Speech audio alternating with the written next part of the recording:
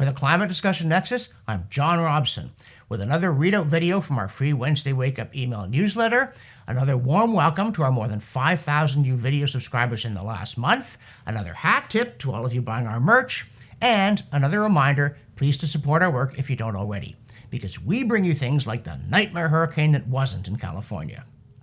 Yes, folks, the media were all over Hurricane Hillary. It was going to be apocalyptic climate breakdown proving action for sure. NBC hyperventilated, quote, Hurricane Hillary could bring record rainfall to parts of the Southwest, end quote, followed by, quote, forecasters warn of catastrophic flooding as Hurricane Hillary churns toward California, end quote. Alas, that hype gave way to, quote, storm speeds up as Southern California residents prepare for catastrophic flooding, end quote, just as the storm slowed down, weakened to a Category 1. And from there, the alarmism just kept washing away. NBC tried to sustain the mood with, quote, California officials warn worst of the storm has yet to come as Hillary makes landfall. Forecasters warn of life-threatening flooding as the storm begins to bring rain to the southwestern U.S., end quote. Followed by, quote, earthquake rattles Southern California as Hillary makes landfall. Hillary, now a tropical storm, slams Southern California with drenching rain and the chance of life-threatening flooding, end quote. Please, guys? Can we? Next came, quote, historic rainfall slams LA, end quote, before the anticlimactic, quote, tropical storm Hillary has now entered the history books as the first to hit Southern California in 84 years, end quote. Which would have some people wondering, with all this talk of hurricanes a-blowing and rivers overflowing, why it's the first one since 1939 and what caused that one? Was it the Model T? They might also ask, well, why wasn't it a hurricane when it hit? Isn't climate breakdown making them frighteningly routine? Also, the story said that the National Weather Service, quote, official weather station for LA at the University of Southern California measured 1.53 inches of rain, breaking a record that was set in 1906, end quote. So, there was rain back then too, and this one wasn't a record, it was just a record recently. And what about pre-1906? If it rained harder back then, and historical accounts certainly suggest that it did, what's this nonsense about a record? What about the record flooding of 1822? Or the floods in 1850 that turned the Sacramento Valley into an inland sea and Sacramento into a second Venice? Did the journalist forget to Google? As for all that death, Heatmap Daily conceded on August 21st that, quote, it sounds like Los Angeles may have made it through the brunt of the storm with only minor damage, end quote. What a ripoff.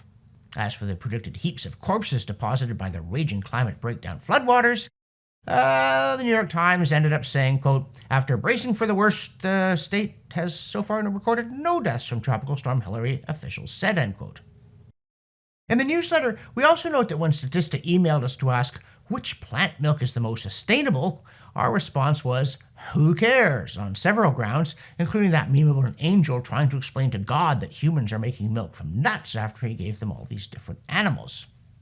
But the piece that we were invited to ingest started, quote, it comes as no surprise that among milk options, cow's milk is the least sustainable in terms of the carbon dioxide emissions and water consumption associated with its production, end quote. No surprise? Cow's milk has proven remarkably sustainable, at least in the sense that production has been sustained and increased since the invention of farming for one reason above all others. Cows are the best at making milk for people, all things considered. You get the best nutritional package from the least amount of feed, labor, and other inputs. But, in keeping with G.K. Chesterton's jibe that, quote, when the Puritans say they are Democrats, they mean that they really have a universal desire to prevent ordinary people from doing ordinary things, end quote, what really comes as no surprise to us is finding that alarmist progressives would now turn on our favorite and best kind of milk, having attacked every other good thing in our lives. And now, I'm going to interrupt myself briefly to ask you please to help support our work. Because here at the Climate Discussion Nexus, we don't get lavish government grants, we don't get big foundation money, and contrary to what our critics say, we're not in the pocket of the Koch brothers.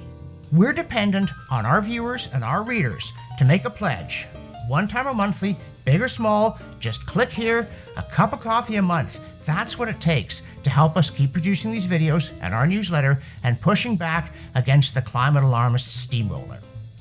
And now, back to me.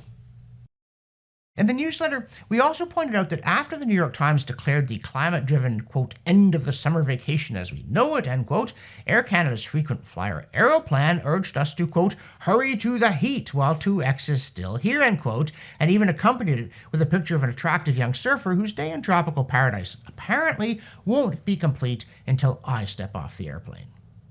Despite which, National Geographic warns that, quote, as climate change brings more extreme heat, air conditioning use is going to skyrocket, baking the planet even more, end quote. Not just baking it even more. What are we, refried beans? Actually, to quibble, it takes a temperature of at least 140 degrees Celsius to trigger the Maillard reaction. Meanwhile, an alert viewer notes of the dreaded heat dome that, quote, they used to call it a high-pressure system. Felt so much cooler back then, end quote. Now at CDN, we try to be fair-minded, so we're giving credit where due. Greta Thunberg cancelled an appearance at the Edinburgh International Book Festival for something called, quote, Greta Thunberg, it's not too late to change the world, end quote, because she accused the festival's main sponsor, that's investment managing firm Baillie Gifford, of greenwashing. And we really sincerely do admire her for being consistent and principled. In fact, we wish all climate alarmists were like that, because then they'd never use anything powered by or made from petrochemicals, and we'd never hear from any of them again about vacuous change or anything else. Mind you, when a Finnish university awards the Swedish Skuld an honorary degree in theology, we can only say, hey, it wasn't us that said the climate cult had become a religion, and then add that it would have been even sillier to give her one in science. And then, returning to our theme of apocalyptic rhetoric and misleading weather maps, a particularly comic example of seeing what you expect to see on climate, regardless of what the world keeps trying to show you, came again from Britain's GB News, courtesy of another alert reader. An August 1st story shrieked that, quote, UK weather forecast, scorching Azores plume to trigger 32C heat wave in Britain as maps turn red, end quote, unlike, say, Britain's. Except the zealotry turned out to be premature. By August 3rd, they dialed it back to, quote, UK weather forecast, scorching Azores plume to trigger 28 degrees Celsius heat wave in Britain as maps turn red, end quote. By August 7th, it was, quote, UK weather forecast, exact date heat wave to bake Britain as scorching African plume hits, end quote, with, brace yourself, quote, highs of 26 degrees Celsius expected in some southern areas, end quote, while it might possibly reach 30 in London and a few other spots. Another week of that, and the scorching plume would have brought snow, but the maps would still have turned red. And in fact, Britain was having such a cool summer that Stoke-on-Trent Live went heat stroke on Trent Live with a ludicrous headline, quote, scorching 25 degrees Celsius sun to bake Stoke-on-Trent this week as summer washout finally ends, end quote, before throwing in the towel by showing a pretty girl sunbathing with the comment, quote, the best of sunshine will most likely be found in central and eastern parts of the country. Unfortunately for those in the west and southwestern areas of the country, conditions are expected to be cloudier and wet, end quote. See, 25 degrees Celsius is nice. It is not scorching. In the newsletter, we also note a curious thing about climate alarmism, namely how uncurious the people who are forever banging on about the science are about the science. For instance, on this critical claim that the recent rise in atmospheric CO2 is driven by human emissions. And this claim is actually odd because, to answer a question from another alert viewer, even the most dyed-in-the-Kool-Aid alarmist concedes that humans only contribute less than 4% of the total annual emissions into the vast, complex, and overwhelmingly natural carbon cycle. So why isn't natural CO2 blamed for the increase? Well, to quote the bellicose skeptical science site, quote, natural land and ocean carbon remains roughly in balance and have done so for a long time. But consider what happens when more CO2 is released from outside of the natural carbon cycle by burning fossil fuels. The land and ocean cannot absorb all of the extra CO2. About 60% of this additional CO2 is absorbed, the rest remains in the atmosphere, end quote. Oh, really? All of natural carbon dioxide is naturally absorbed, but 40% of our artificial stuff isn't? Surely this raises the question in a skeptical mind, how does nature know the difference? Aren't they even slightly curious about that? Now, we know there's a strong tendency for those who subscribe to what Thomas Sowell called the unconstrained vision to mistake their wishes for practical policies, as when we hear things like, quote, "that clean energy future is arriving faster than you think," end quote. That's from the New York Times, hat tip to the Manhattan Contrarian.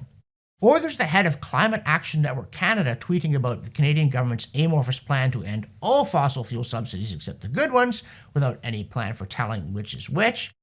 And this tweet boasted, quote, "today's announcement is the result of tireless work by @CanRatCan members and allows us to start imagining the Canadian government as accelerating the energy transition rather than slowing it down," end quote. Yeah, and you better imagine it, because in the real world, it's not happening, and they have no idea how to make it happen. In the newsletter, we also continue to honor the scientific work of Alamonte et al., 2022. That's the paper that was too honest for the climate censors, who prompted the journal to retract it on the grounds that, although it was true, the implications of it might cause people to commit thought crime. And this week, we look at what they said about tornadoes. According to the authors, quote, "a tornado is a vortex extending upward from very near the surface, at least as far as cloud base, with cloud base associated with deep, moist convection, typically a cumulonimbulous cloud, that is intense enough at the surface to do damage," end quote. Lay people call it that thing that took Dorothy to Oz, because the US gets lots of them, and it always has, which is one of the reasons it has the best long-term database. Now, to be sure, that database does show an apparent upward trend. But here's the catch. Prior to the installation of Doppler radar and the advent of smartphones, with everyone wanting selfies with a funnel cloud in the background, most small tornadoes were never reported, so they were never counted. But now they are, and thus an increase in spotting them looks like an increase in them hitting us, as is made plain by the fact that strong tornadoes, the ones that almost always did get noticed, are declining. This week, we also started a new series summarizing a major 2020 study by Bjorn Lomborg looking at likely trends over the 21st century and the likely impact of policies like the Paris Accord to see whether these policies will make us better off or not. And yes, it sometimes takes us a while to get around to these things, so please get around to sending us money so we can hire more staff. Meanwhile, Lomborg actually thinks, quote, "climate change is real and its impacts are mostly negative," end quote, but he adds that, quote, "common portrayals of devastation are unfounded," end quote. So, we can't describe him as an alarmist, nor can his critics dismiss him as a denier. Well, actually, they can and they do. But it's even more unreasonable because his study draws entirely on data from mainstream alarmist groups like the IPCC, the UN, and national governments. And that should make it even harder to ignore his findings. But the problem is they don't like his findings, because his bottom line conclusion is that climate change will likely reduce global income by about 4% from where it would otherwise have been, but that climate policies that try to prevent it would reduce it by a lot more. He calculates that every dollar spent meeting Paris Treaty commitments will only generate about 11 cents in benefits, so it's a wretched investment. And finally, what could be more Canadian than maple syrup? So, from the CO2science.org archive, we present a study of the impact of CO2 on, quote, leaf net photosynthesis during the end of the growing season, end quote, in sugar maples. And okay, the authors worked on 3-year-old Usser Saccharum in Massachusetts, New England, which apparently claims that it's a big spot for maple syrup. But, putting all that chauvinism aside, the point is more CO2 didn't make the leaves fall sooner. Which might seem like a strange thing to even investigate until you learn that alarmists had been claiming it as another potential negative impact of giving plants more plant food. Sorry guys, not even that. For the Climate Discussion Nexus, I'm John Robson, and I know it rains in California and that Canada has the best maple syrup, eh?